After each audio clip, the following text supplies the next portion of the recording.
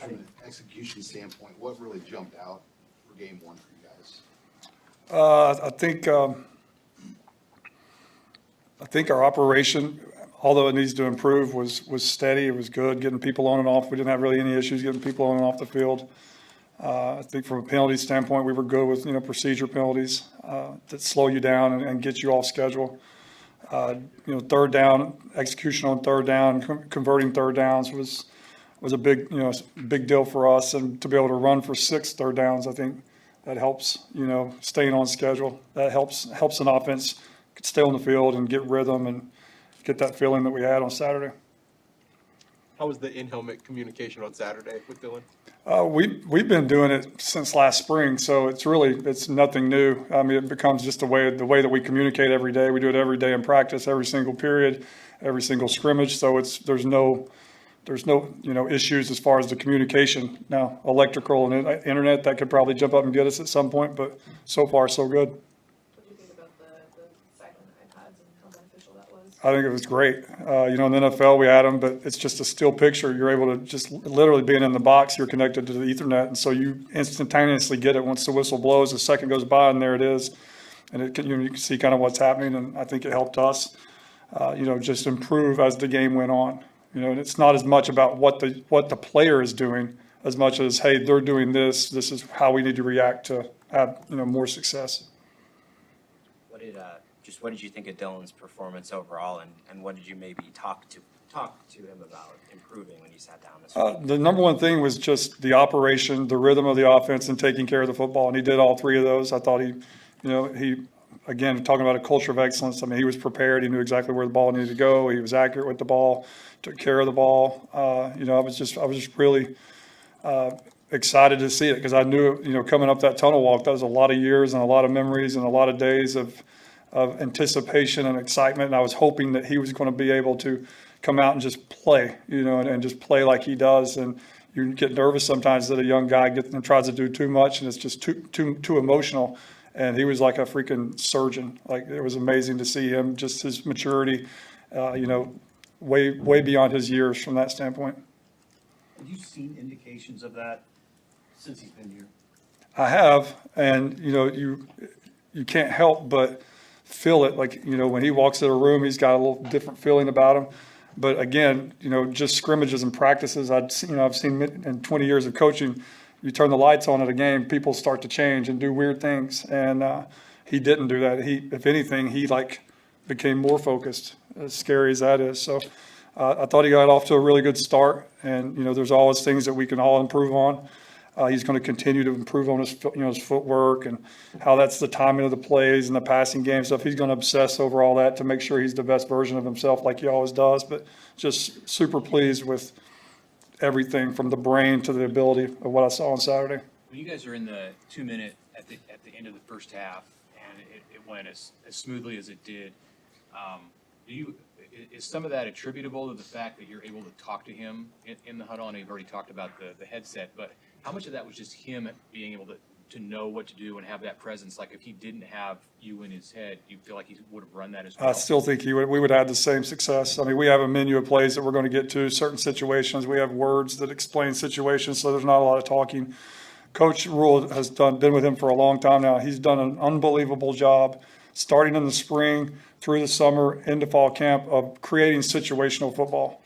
As little as, not just that 2-minute, but just, what we're doing on 3rd and 4th downs and the communication that's layers and layers ahead of even before you have to make that decision allowed us to have success. So that was really good to see. I won't go off on a tangent. To have that 2-minute drill right before the half, you always want to try to get a 2 minutes somehow, some way. And we were able to manufacture one, and hopefully we'll improve because of it. Because of the way that drive started with him getting sacked and having to come out of play and being 3rd and long, under a minute left, is there any thought there on your part, on Coach Rule's part, like just got to pack it in for the half, or were you pretty adamant about trying to score there? No, we were adamant. I mean, we had timeouts, and we've practiced that so much. Like, we were not going to miss an opportunity to go score a touchdown, and we trusted our players, trusted our receivers, trusted our O-line, trusted the quarterback, trusted the running backs in protection and decision makings. that it was just, we were anxious to get to that moment to where we could go and see if all the work that we had done, could come to fruition.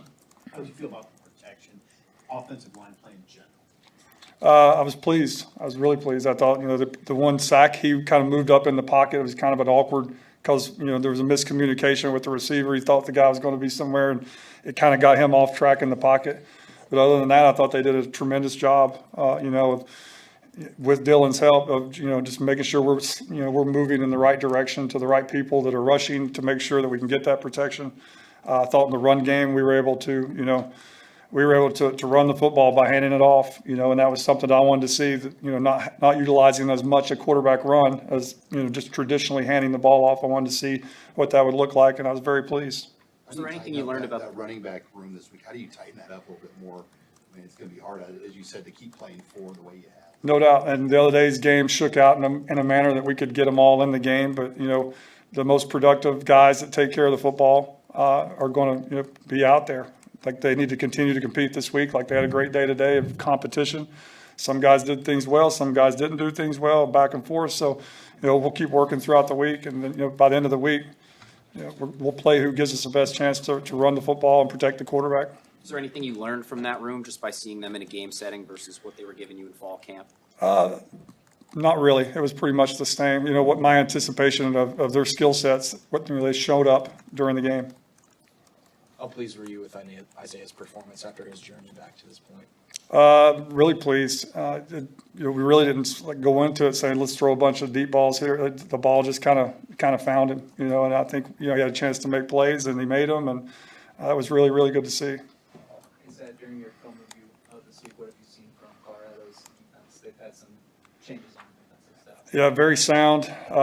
NFL, a pro-style offense. Obviously, people talk about those all the time, but this is a pro-style defense.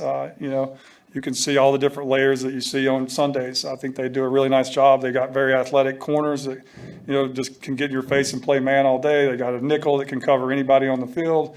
They got two safeties. One safety, obviously, that plays in the middle of the field is really physical. The other safety is athletic, covers guys, does a really nice job. I think they're talented up front, big, long guys that can rush the quarterback, that cause issues, setting the edges in the run game and rushing the passer in the passing game. So that on top of, their system of how they play football, it's going to be an issue. So we've got to have a nice week of preparation as coaches and players to make sure that, we're executing at the highest level come Saturday night.